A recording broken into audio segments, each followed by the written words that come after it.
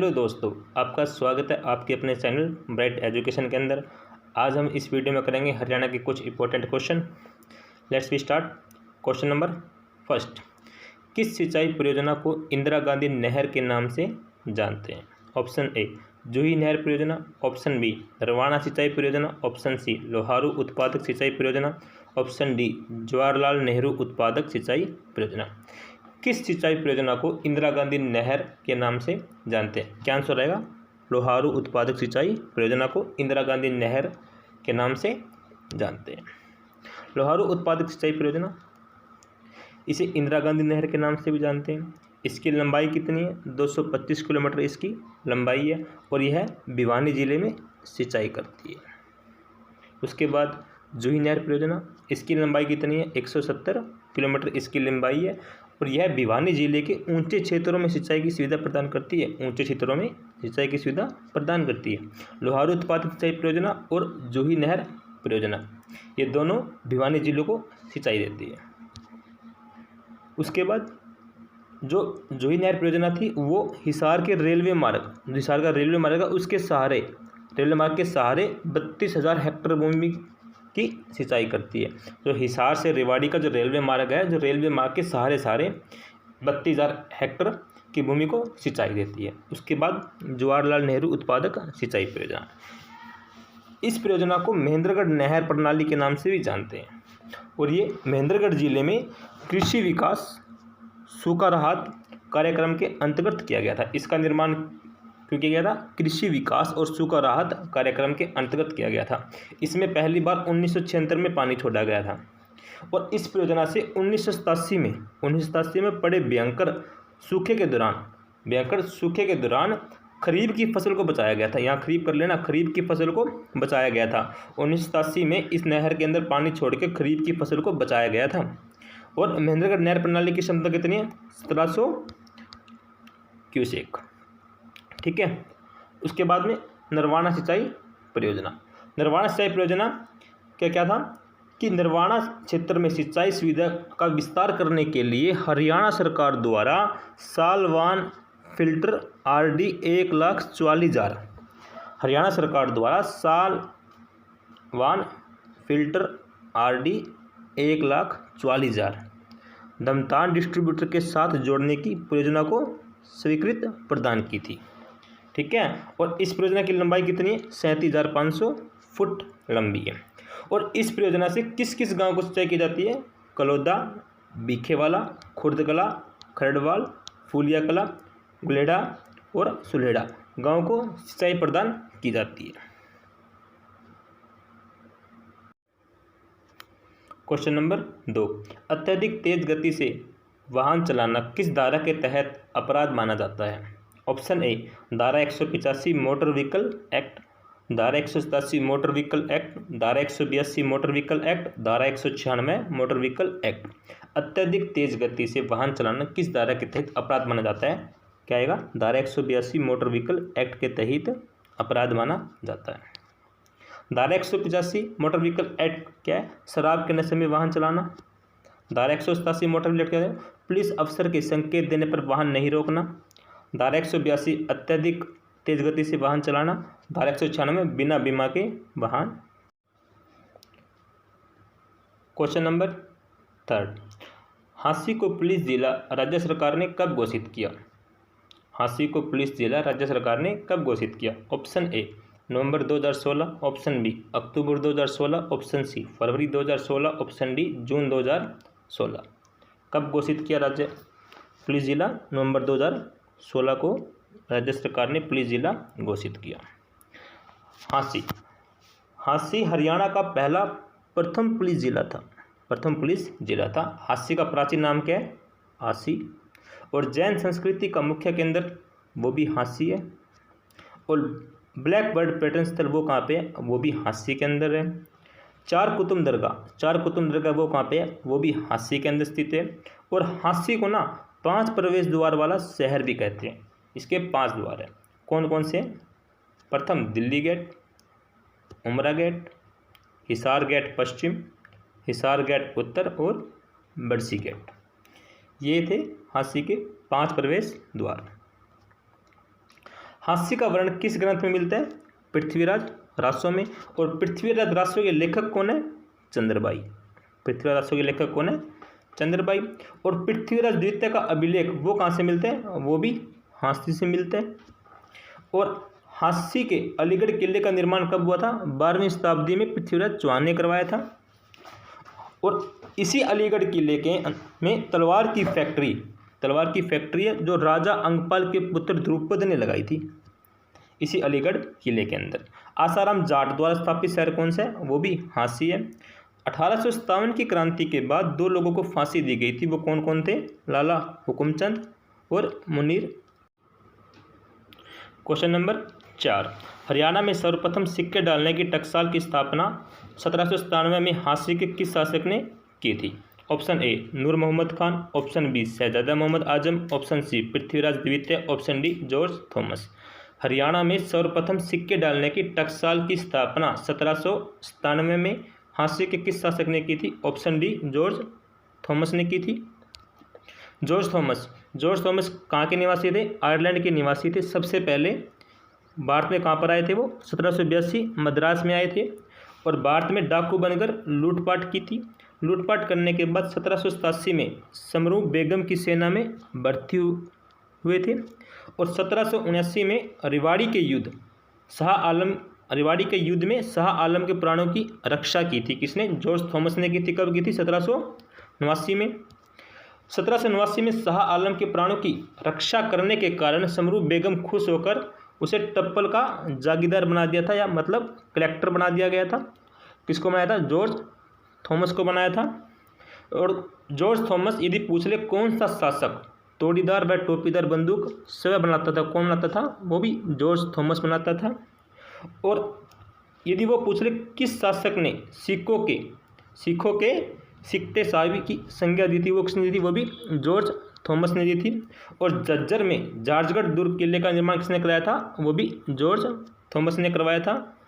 और George Thomas का आवास कौन था? जहाज कोठी। और जहाज कोठी कहाँ पर स्थित है? हिसार के अंदर स्थित है। और वर्तमान में जहाज कोठी संग्रहालय वहाँ पर स्थापित किया जा रहा है। देखो जॉर्ज थॉमस के बारे में एक बार और देख लो। कहाँ के निवासी थे? आयरलैंड के निवासी थे। सबसे पहले कहाँ आए थे? मद्रास में आए थे और डाकू बनकर लूटपाट की थी। 1787 में समरू बेगम की सेना में भर्ती हो गए थे और 1789 में रिवाड़ी के युद्ध में शाह आलम के प्राणों की रक्षा की थी और समरू बेगम ने खुश होकर उसे टप्पल का जागीरदार बना दिया था, मतलब कलेक्टर बना दिया था। और ये तोड़ीदार व टोपीदार बंदूक स्वयं बनाता था। और जॉर्ज थॉमस का आवास स्थान कौन सा था? जहाज कोठी था। वो कहाँ पर है? हिसार में। और जॉर्ज थॉमस की राजधानी कौन सी थी? वो हांसी थी। और कार्यकाल क्या था हांसी में? राजधानी का 1799 से 1802 तक। और जॉर्ज थॉमस की मृत्यु कब हुई थी? 1802 बरहामपुर में। और जॉर्ज थॉमस का उपनाम क्या था? जहाज साहब था। ठीक है, अब चलते हैं क्वेश्चन नंबर 1 पॉइंट और है। नवाब नूर मोहम्मद खान। देखो नवाब मोहम्मद खान और शहजादा मोहम्मद आजम 1857 की क्रांति में हिसार का नेतृत्व किया था। और उस टाइम जो 1857 की क्रांति में जनरल कोटलैंड की सेना से मुकाबला किया था। किसने किया था? नवाब नूर मोहम्मद खान व शहजादा मोहम्मद आजम ने किया था। क्वेश्चन नंबर 6, 9वें सिख गुरु तेग बहादुर जी का 400वां प्रकाश पर्व कब मनाया गया? ऑप्शन ए 1 जून, ऑप्शन बी 1 फरवरी, ऑप्शन सी 1 मार्च, ऑप्शन डी 1 मई। 400वां प्रकाश पर्व कब मनाया गया? गुरु तेग बहादुर जी का 1 मई को मनाया गया। यमुनानगर के मेडिकल कॉलेज इन्हीं के नाम पर उनका नाम रखा गया। और हरियाणा सरकार ने इस दिन क्या की? एक बुकलेट जारी की। और जींद जिले को गुरु तेज बहादुर सिंह की राजधानी के रूप में भी जाना जाता है। और मंजी साहिब गुरुद्वारे का संबंध किससे? गुरु तेज बहादुर सिंह से। दमतान साहिब गुरुद्वारा वो कहाँ पर है? नरवाणा जींद के अंदर है। और गुरुद्वारा श्री मंजी साहिब वो कहाँ पर है? कैथल के अंदर है। और मंजी साहिब गुरुद्वारा कहाँ पर है?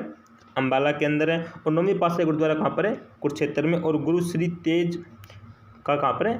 सोनीपत में। देखो दमतान साहिब गुरुद्वारा कहाँ पर है? नरवाणा जींद में। और गुरुद्वारा श्री मंजी साहिब कहाँ पर है? कैथल में। मंजी साहिब गुरुद्वारा कहाँ पर है? अम्बाला में। नौवीं पातशाही गुरुद्वारा कहाँ पर है? कुरुक्षेत्र में। गुरुद्वारा श्री तेज बहादुर कहाँ पर है? सोनीपत में। और हरियाणा का वह शहर जहाँ सही सिख गुरु पधारे थे वो कौन था? कुरुक्षेत्र था। और हरियाणा का गुरुद्वारा का शहर कौन सा है? कैथल है। और गुरु तेज बहादुर को हिंद की चादर के नाम से भी जाना जाता है। Question number 8, Chaudhary Bansilal cricket stadium कहाँ पर है? Option A Rohtak, option B Gurugram, option C Panchkula, option D Ambala. Chaudhary Bansilal cricket stadium कहाँ पर है? क्या आएगा? ऑप्शन ए रोहतक के अंदर है। देखो हरियाणा के प्रमुख स्टेडियम, हरियाणा के कौन कौन से स्टेडियम है? एकलव्य स्टेडियम कहाँ पर है? जींद के अंदर। एकलव्य स्टेडियम कहाँ पर है? जींद में। अर्जुन स्टेडियम कहाँ पर है? वो भी जींद के अंदर है। अर्जुन स्टेडियम वो भी जींद के अंदर है। सुभाष चंद्र बोस स्टेडियम, सुभाष चंद्र बोस स्टेडियम कहाँ पर है? वो पलवल के अंदर है। चंद्रशेखर आज़ाद स्टेडियम फरीदाबाद कहाँ पर है? फरीदाबाद की कहाँ पर है? शाहपुरा में। चंद्रशेखर आज़ाद स्टेडियम कहाँ पर है? फरीदाबाद के शाहपुर कला में है। हरियाणा राज्य खेल परिषद बिल्ट स्टेडियम कहाँ पर है? फरीदाबाद में। हरियाणा राज्य खेल परिषद बिल्ट स्टेडियम कहाँ पर है? फरीदाबाद में। नाहर सिंह स्टेडियम कहाँ पर है? वो भी फरीदाबाद में है। द्रोणाचार्य स्टेडियम कहाँ पर है? कुरुक्षेत्र में। ध्यान रखना, द्रोणाचार्य स्टेडियम कहाँ पर है? कुरुक्षेत्र में, कभी गुरुग्राम कर दो। बलिदान स्टेडियम कहाँ पर है? वो चरखी दादरी में है। महावीर स्टेडियम कहाँ पर है? हिसार में। भगत सिंह स्टेडियम कहाँ पर है? सिरसा में। महावीर स्टेडियम हिसार में, भगत सिंह स्टेडियम कहाँ पर है? सिरसा के अंदर है। सात सतराम स्टेडियम कहाँ पर है? वो सिरसा के अंदर है। भीम स्टेडियम कहाँ पे है? भिवानी के अंदर। कर्ण स्टेडियम करनाल में। कर्ण स्टेडियम कहाँ पर है? करनाल में। चौधरी बंसीलाल क्रिकेट स्टेडियम कहाँ पर है? रोहतक में। चौधरी बंसीलाल क्रिकेट स्टेडियम कहाँ पर है? रोहतक में। नेहरू हॉकी स्टेडियम कहाँ पर है? गुरुग्राम। नेहरू हॉकी स्टेडियम कहाँ पर है? गुरुग्राम में। ताऊ देवीलाल स्टेडियम कहाँ पर है? वो भी गुरुग्राम में। यदि वो पूछ ले ताऊ Devilal cricket stadium, cricket stadium पूछ ले, वो कहाँ फिर कहाँ पे आया करोगे? पंचकुला। यदि वो पूछ ले DLF गोल्फ कोर्स पूछ ले, वो कहाँ पर है? गुरुग्राम में। अरावली गोल्फ कोर्स कहाँ पे है? फरीदाबाद। और खरदा गोल्फ स्टेडियम कहाँ पे है? अंबाला में। और राजीव गांधी स्टेडियम कहाँ पर है? रोहतक में। याद रखना। दो रह गए।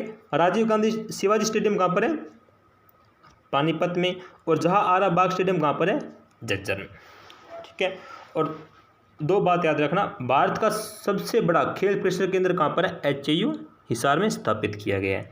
और भारत का सबसे अत्याधुनिक खेल छात्रावास कहाँ पर स्थापित है? वो गुरुग्राम के अंदर स्थापित है। इस बात को याद रखना। ठीक है। क्वेश्चन नंबर 9, धारा 302 IPC के तहत पकड़े अपराधी का रिमांड हिरासत कितने दिन तक अदालत द्वारा दिया जा सकता है? ऑप्शन ए 14 दिन, ऑप्शन बी 21 दिन, ऑप्शन सी 15 दिन, ऑप्शन डी 19 दिन। धारा 302 IPC के तहत पकड़े अपराधी का रिमांड पुलिस हिरासत कितने दिन तक अदालत दे सकती है? कितने दिन दे सकती है? ऑप्शन ए 14 दिन, 21 दिन, 15 दिन या 19 दिन। क्या आएगा? ऑप्शन डी 19 दिन तक दे सकती है। देखो कुछ धाराएं देखो। धारा 302 का संबंध किससे? हत्या के लिए। हत्या के लिए दंड का कौन सी धारा है? धारा 302। धारा 303 का किसका? उम्र कैद भोग रहे व्यक्ति को हत्या के लिए दंड। उम्र कैद भोग रहे व्यक्ति को हत्या के लिए दंड। धारा 306 का संबंध किससे? आत्महत्या की उत्तेजना के लिए दंड। यदि आत्महत्या की उत्तेजना के लिए दंड। धारा 307 का संबंध किससे? हत्या करने की कोशिश की सजा। यदि हत्या की है तो उसकी कोशिश करने की सजा। ऑप्शन धारा 308 का संबंध किससे? आपराधिक मानव पद की कोशिश के लिए दंड। आपराधिक मानव पद की कोशिश के लिए दंड। धारा 309 का संबंध किससे? आत्महत्या की कोशिश की सजा का संबंध किससे है? धारा 309 से है। आज का लास्ट क्वेश्चन, हरियाणा परिवार पहचान पत्र सभी नागरिकों को कितने अंकों का जारी किया गया? हरियाणा परिवार पहचान पत्र सभी नागरिकों को कितने अंक का जारी किया गया? Option A 6, option B 8, option C 10, option D 7। Haryana पहचान पत्र सभी नागरिकों का कितने अंक का जारी किया गया? ऑप्शन बी 8 अंकों का जारी किया गया। देखो हरियाणा परिवार पहचान पत्र योजना लॉन्च कब हुई थी? 4 अगस्त 2020 को। कहाँ से लॉन्च हुई थी? पंचकुला से हुई थी। और सभी नागरिक का 8 अंकों का पहचान पत्र जारी किया गया। 8 अंकों का पहचान पत्र जारी किया गया। और जरूरतमंद परिवार को घर बैठे सरकारी प्रश्नों की जानकारी देना। मतलब इससे क्या होगा कि जरूरतमंद परिवार घर बैठे सरकारी परियोजना, जितनी भी सरकारी परियोजना है उनकी जानकारी मिलती रहेगी। और सभी योजना का लाभ एक ही पहचान पत्र से मिलेगा। वीडियो अच्छी लगी तो चैनल को लाइक करना, सब्सक्राइब करना, कमेंट करना। Thank you. मिलते हैं नेक्स्ट वीडियो के साथ।